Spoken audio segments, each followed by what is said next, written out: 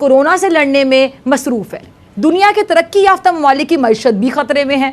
रियासतें अपने अवाम की जानें बचाने की कोशिश कर रही हैं। ऐसे में किसी को कोई फिक्र नहीं, सिर्फ यही फिक्र है कि कोरोना से कैसे बचा जाए। कहीं लॉकडाउन है, कहीं कर्फ्यू की सूरत हाल है, कोरोना की वैक्सीन की तैयारी जारी है। लेकिन भारत शायद वो दुनिया के नक्शे पर मौजूद वाहिद रियासत है जो इस वक्त भी कभी चीन से, कभी नेपाल से, तो कभी पाकिस्तान से लड़ने की कोशिश कर रहा है। अभी भी प्लानिंग चल रही है दिमाग में नरेंद्र मोदी के।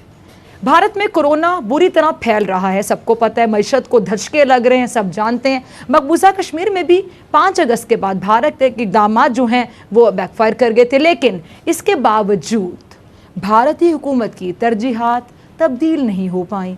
भारत के अंदर नस्ल परस्ती की आग बढ़ती जा रही है। आपकी इस पर क्या राय है? और साथ ही साथ ये भी बता दीजिएगा कि आप मोदी जी के भारत से मुतमईन हैं या गांधी जी का भारत आपको याद आता है? वैसे मैंने लास्ट प्रोग्राम में भी शायद आपसे सवाल पूछा था, तब आप जवाब नहीं दे सके थे। आज जरा जवाब दीजिएगा मेरे सवाल का। मैडम जवाब तो मैं तब दूंगा जब आप मुझे मौका देंगी जवाब देने का। दूसरी चीज, आप मेरे को अगर 15 सेकंड बोलने के बाद आपको मौका दे जी, आप बोलना शुरू करें। Okay, thank you ma'am.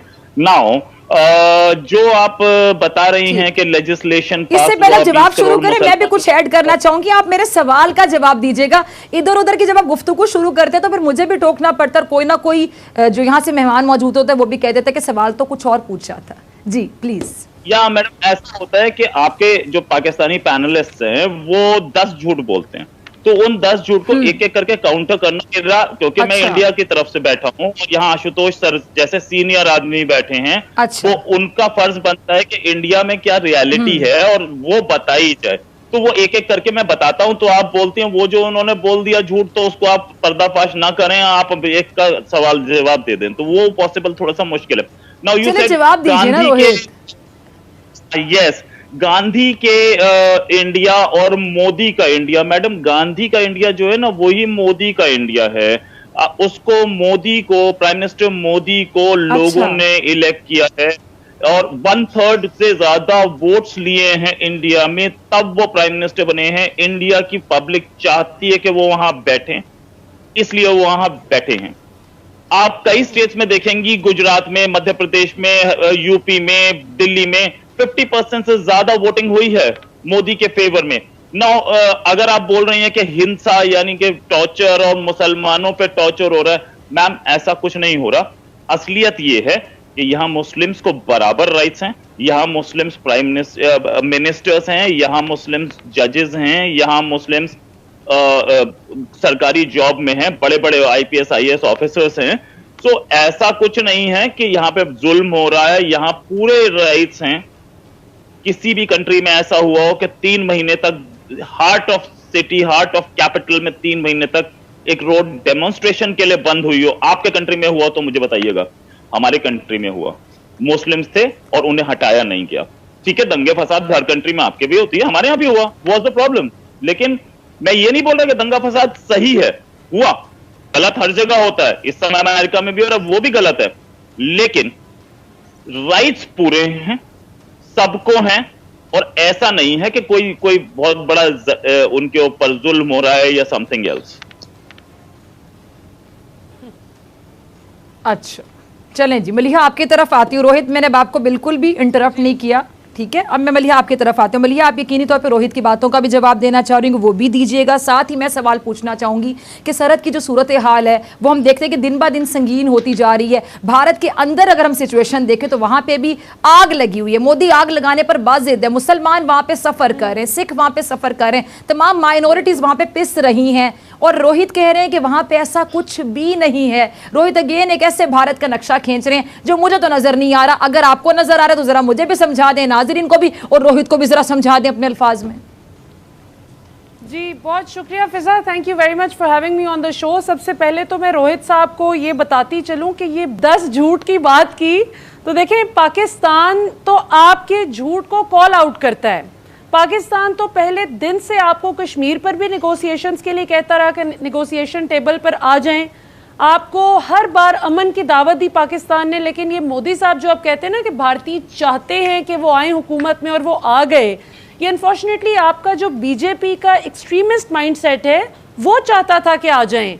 अभी भी आपकी अरुंधति रॉय जैसे लोग, राजदीप सरदेसाई जैसे लोग जो कि कॉमन मैन की आवाज़ हैं, जो कि रीजनेबल भारतीय हैं, वो ना मोदी की आइडियोलॉजी से इत्तेफाक रखते हैं। और जितनी भी आपकी भारत में माइनॉरिटीज़ हैं, चाहे वो आप पाकिस्तान मुसलमान तो खैर माइनॉरिटीज़ में नहीं आते क्योंकि ठीक ठाक आबादी का हिस्सा हैं, इसके बावजूद जिस किस्म का बुरा सलूक आप लोग मुसलमानों के साथ मोदी की डायरेक्शंस पर उनकी हुकूमत करती है, फिर सिखों के साथ जो सलूक है, इवन दलित्स के साथ जो सलूक है, सिर्फ ब्राह्मण्स अपने आप को सेफ तस्वुर करते हैं आपके भारत में। आप भी इस बात को तस्लीम करते हैं। अब आप ना माने तो ना माने कि मोदी साहब फिर आपकी खैर नहीं कि अगर आपने सच बोल दिया, उसके अगेंस्ट इतना प्यारा जुमला बोला मलिहा आपने कि हम आपके खिलाफ नहीं है, हम इंसानियत की बात करते हैं। लेकिन नरेंद्र मोदी की जो पॉलिसीज हैं, जो बीजेपी गवर्नमेंट की पॉलिसीज है, खासतौर पर जब से नरेंद्र मोदी साहब आए हैं गवर्नमेंट में, और हम देख रहे हैं कि जिस तरह शाइनिंग इंडिया कहा जा रहा है, तो शाइनिंग इंडिया तो बर्निंग इंडिया में तब्दील हो रहा है। आशुतोष साहब आपकी तरफ आना चाहूंगी।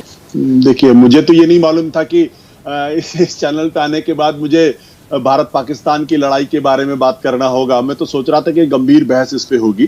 खैर, अब चूंकि मैं आपके चैनल पे हूँ, इसलिए मैं आपको आशुतोष साहब, आप जो बात करना चाहते हैं हम करिए। हम पाक भारत ताल्लुकात की भी बात करना चाहते हैं, लेकिन नरेंद्र मोदी साहब ने जो माहौल वहां पे बनाया, उसके बाद ताल्लुकात कहाँ देखते चले गए, बता दें आप। देखिए, सबसे पहले तो आप लोगों को ये समझना पड़ेगा, और ये समझना पड़ेगा कि हिंदुस्तान पिछले 70 सालों से एक डेमोक्रेटिक कंट्री है। यहाँ पे कॉन्स्टिट्यूशन के हिसाब से चीजें चलती हैं। यहाँ पे मिलिट्री कू नहीं होते हैं, और यहाँ पे कोई भी आर्मी जनरल अचानक तख्ता पलट करके हिंदुस्तान का बादशाह नहीं हो सकता, ना हिंदुस्तान का प्रधानमंत्री हो सकता है। यहाँ पे चुनाव होते हैं, और 5 साल के बाद चुनाव होते हैं, और जनता चुनती है, और जनता की वजह से लोग यहाँ के प्रधानमंत्री बनते हैं, और जनता ही उनको किनारे भी कर देती है। तो एक बुनियादी फर्क है, इसको हमें समझना पड़ेगा। दूसरा, हिंदुस्तान की माइनॉरिटीज के बारे में, हिंदुस्तान के लोगों के बारे में थोड़ी सी भी बात करने के पहले थोड़ा सा हमको ये भी समझना पड़ेगा कि पाकिस्तान के अंदर माइनॉरिटीज की स्थिति क्या है। मैं आपको ले जाना चाहूंगा 1953 के पहले की स्थिति, जब वहां पे अहमदियों का क्या हाल हुआ, और उसके बाद आप लोग किस तरीके से अहमदिया और दूसरे लोगों को बिल्कुल पाकिस्तान की जो डेमोक्रेटिक पॉलिटी है वहां से उनको किस तरीके से किनारे कर दिया गया। तो हम इस सवाल में ना जाएं तो बेहतर है, क्योंकि दोनों तरफ क्योंकि दिक्कतें बहुत ज्यादा पैदा हुई। मैं एक ही बात कहना चाहता हूं कि हिंदुस्तान के अंदर जो कुछ भी हो संविधान के हिसाब से, लोकतंत्र के हिसाब से है, और हर मुल्क के अंदर उसकी अपनी दिक्कतें होती हैं, चाहे पाकिस्तान हो चाहे हिंदुस्तान हो। आज कम से कम हिंदुस्तान की जो हैसियत है पूरे अंतर्राष्ट्रीय बिरादरी में, उसका मुकाबला कम से कम पाकिस्तान से तो बिल्कुल ही नहीं है। पाकिस्तान की हैसियत पूरे दुनिया के अंदर जो है वो मैं बताना नहीं चाहता हूं, क्योंकि उसकी इमेज एक ऐसे मुल्क की है जो आतंकवाद को एक्सपोर्ट करता है, और वहां पे डेमोक्रेटिक किसने बनाया ये इमेज, गलत इमेज, जो कि बकायदा समझ आ रहा है कि आतंकवाद पाकिस्तान नहीं है, कौन है जहां पे आग लगी हुई है। आशुतोष साहब, ये भी क्लियर कीजिए ना जरा साथ साथ। मैं आपकी बात को इंटरप्ट नहीं करना चाह रही, लेकिन गलत बात कर रहे हैं ना। माफ करिएगा, मैं बिल्कुल आपका जवाब मैं लूंगी ब्रिगेडियर साहब। बिल्कुल तू मैं नहीं करना चाहता आपके चैनल पे। मैं तो गंभीर बहस के लिए आपके टीवी चैनल पे आया था, और अगर तू मैं करना है तो मैं करता भी नहीं। मैं बिल्कुल सीधी सी बात कहना चाहता हूँ कि हिंदुस्तान पर उंगली उठाने के पहले पाकिस्तान आशुतोष साहब, मेरी बात सुनिए, एक मिनट यहीं पर रुक जाइए। देखिए, मैंने आपको बड़ी इज्जत से बुलाया प्रोग्राम में, मैं आपको एंड तक रिस्पेक्ट दूंगी, हमेशा रिस्पेक्ट दूंगी। ये कोई अर्नाब गोस्वामी का प्रोग्राम नहीं है, ये रिपब्लिक टीवी नहीं है कि यहाँ पे बैठ के बदतमीजी की जाएगी। हमारे यहाँ से जो मेहमान जाते हैं, अर्नाब गोस्वामी जो हाल करते हैं, यहाँ पे तू मैं वाली बात तो है ही नहीं। आप अपने आर्गुमेंट से बात, आप आर्गुमेंट अपने, बिल्कुल आप जो राय देना चाहते हैं आप देंगे, हम आपकी आवाज भी बंद नहीं करेंगे, मैं आप पे चढ़ाई भी नहीं करूंगी, बदतमीजी भी नहीं करूंगी। नहीं मैडम, माफ करिएगा, मेरी कोई दिलचस्पी इस तरीके की बहस में रहने की मेरी कोई दिलचस्पी नहीं, माफ करिएगा आप मुझे। बहस नहीं हो रही आशुतोष साहब, आप अपना पॉइंट क्लियर कीजिए। मैंने आपसे सिंपल एक सवाल पूछा। अच्छा, ब्रिगेडियर साहब की तरफ चलते हैं। ब्रिगेडियर साहब, अब ये ब्रिगेडियर साहब मुझे बताएं, कोई मैंने ऐसा सवाल पूछा, अब अगर सवाल भी नहीं होगा, मैं नरेंद्र मोदी की तारीफ है तो करने से रही, जो वहां पे खून आग की होली खेली जा रही है भारत में भी और कश्मीर में भी, उसमें मैं नरेंद्र मोदी की आरतियां तो उतारने से रही। सवाल इतना बुरा लग गया कि आप कह रहे मैं प्रोग्राम छोड़कर जा रहा हूं, मुझे तो समझ ही नहीं आ रही। चैन इनको है नहीं, लोग कोरोना से लड़ने के तरीके सोच रहे हैं, वैक्सीन इजाद करने की तरीके सोच रहे हैं, और ये लोग अभी भी सोच रहे हैं कि इससे फड्डा, उससे लड़ाई, उससे जंग, उससे लड़ाई। ये क्या चाहते हैं? किस दुनिया में रहते हैं नरेंद्र मोदी और इंडियन सिन्हा? कौन इनको मशवरे देते हैं? किस किस्म के लोग हैं ये ब्रिगेडियर साहब? इसका जवाब मुझसे लेना चाहिए ना, ब्रिगेडियर साहब क्या देंगे, वो थोड़ी इंडियन है। चलें, अब आवाज आ गई रोहित जी, आपको, जब मैं आपसे सवाल पूछ रही 2 बार आप उसका जवाब नहीं दे रहे। अरे इंडिया चलिए रोहित का आप जवाब दे दें, आप जवाब दें। Has best of the relations with Nepal. एक बॉर्डर पे अभी एक वो भी उसमें कौन कौन इन्वॉल्व है हमारे आर्मी चीफ बता चुके हैं कि कुछ बाहर के लोग इन्वॉल्व है, वरना इंडिया और नेपाल के बेस्ट रिलेशंस है। इंडिया बांग्लादेश के कोई प्रॉब्लम नहीं है। चाइना के बॉर्डर पे 1967 के बाद से आज तक एक गोली नहीं चली है। आपका कोई ऐसा बॉर्डर नहीं जिस पर गोली ना चल रही हो, ठीक है। 62 के बाद पहली दफा चली है। अभी भी नहीं चली, पहली दफा चली। आप गलत बोल रही हैं उनको। और दूसरी इंडिया के तैयारों की बात कर रहे हैं आप, सुने कहते क्या है जी। कभी तो क्रैश हुआ, अभी आपका भी तो तैयारा लाहौर में क्रैश हुआ, आप इंडिया के तैयारों को बोल रहे हैं। आपकी क्या हालत है ब्रिगेडियर साहब? आप तो इतने झूठ बोलते हैं शो में। सर आप ब्रिगेडियर हैं, थोड़ा किताबें पढ़ ली होती तो। डॉक्टर फिजा का एक और वीडियो लेके हम आ गए हैं। डॉक्टर फिजा जो WHO से भी बड़ी डॉक्टर है, जो कोरोना वायरस से बचने के लिए मास्क का इस्तेमाल नहीं करती, सिर्फ ग्लव्स पहनती है। उनको ऐसा लगता है कि हाथ से कोरोना वायरस घुसता है। आप देख सकते हैं उन्होंने आज तक अपने किसी वीडियो में मास्क पहन के या वीडियो नहीं बनाया। वो ग्लव्स जरूर पहन लेती है कि पता नहीं कौन सा ऐसा कोरोना वायरस है जो उनका हाथ से घुसेगा। बट एनीवेज वो उनका जिंदगी है, उनका प्रॉब्लम है। इस बार उन्होंने एक बहुत बड़ी गलती कर दी, उन्होंने आशुतोष जी को बुला लिया। अब आशुतोष जी वही है जो मोदी जी के कोई ऐसे बहुत बड़े समर्थक नहीं है।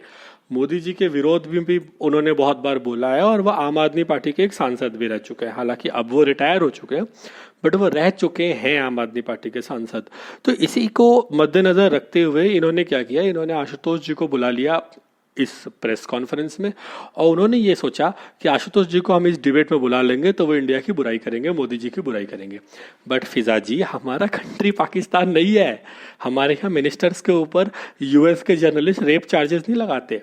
हमारे इंडिया एक अच्छी कंट्री है। यहाँ पर अगर आप इंडिया के किसी भी पैनलिस्ट को आपके पाकिस्तानी शो में बुलाएंगे तो वो मोदी जी, बीजेपी, आम आदमी पार्टी से ऊपर उठ के इंडिया पाकिस्तान की बात करेगा। और जिस तरीके से आपको थ्रैश कर दिया ना हमारे दोनों पैनलिस्ट ने, ऐसे ही होगा।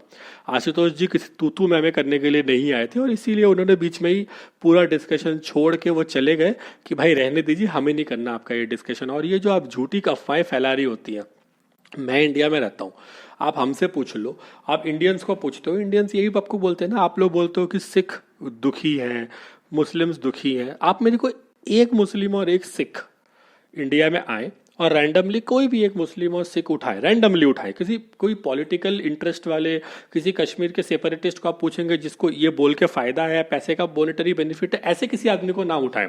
वैसे तो मैं पाकिस्तान से भी 500 लोगों को उठा लूंगा जो बोलेंगे पाकिस्तान गंदा है, इंडिया अच्छा, वैसा नहीं। आप हमारे साथ आए, आप इंडिया में चले, आप मार्केट में चले, मार्केट में आप रैंडमली किसी भी मुस्लिम और किसी भी सिख को उठाए और उनको पूछे कि भाई आप इंडिया में रहने के लिए खुश हैं या पाकिस्तान आना चाहते हैं। अगर आपको एक भी बंदे ने ऐसे रैंडमली बोल दिया ना, तो आप जो बोलेंगे मैं वो मान जाऊंगा। और जितना सही तरीके से आशुतोष जी ने कहा कि इंडिया में जिस आप बोल रहे हो कि मुस्लिम्स के खिलाफ विरोध होता है, मुस्लिम्स को एक विरोध करना था, उनको शाहीन बाग में रास्ते के बीच में प्रोटेस्ट करना था। 60 दिन उन्होंने प्रोटेस्ट किया, किसी ने उनको नहीं हटाया। कोरोना वायरस आने के बाद वो हटाया, वो भी हमारी गलती मत बताइए। कोरोना वायरस हम नहीं लेके आए, वो आपके नया बाप चाइना लेके आया। सो कहने का मतलब है कि ये सब उल्टी पुल्टी बातें छोड़ना छोड़े।